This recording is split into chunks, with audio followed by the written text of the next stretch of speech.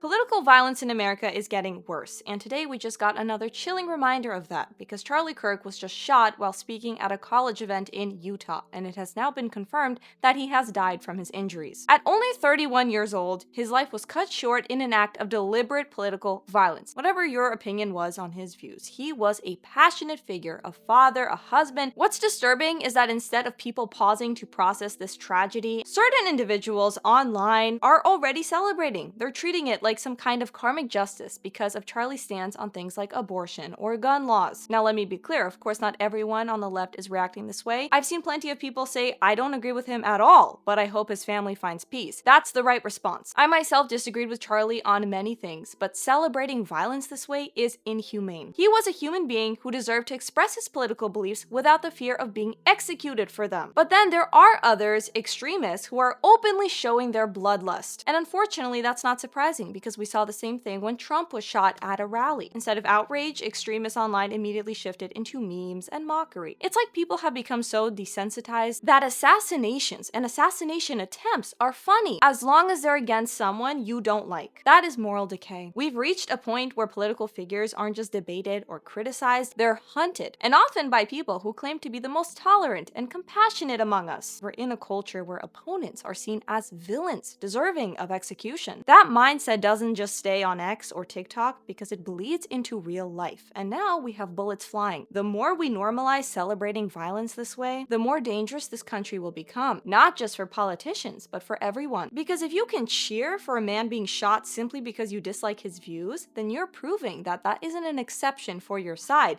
You want it to be your strategy. And that's not a way anyone should want to be represented. It's not just about Charlie Kirk or Trump or any single person. It's about whether America can still be a place where political differences are fought with words, not bullets. We still don't know the full details of who the shooter is or what their motives were, but what I do know is I'll keep praying for Charlie's family, and I implore everyone, whether you're on the right, the left, the center, or completely apolitical, to call out any celebration of violence. It has no place in our country, and if we allow it to continue, we're heading down a path none of us should want to walk.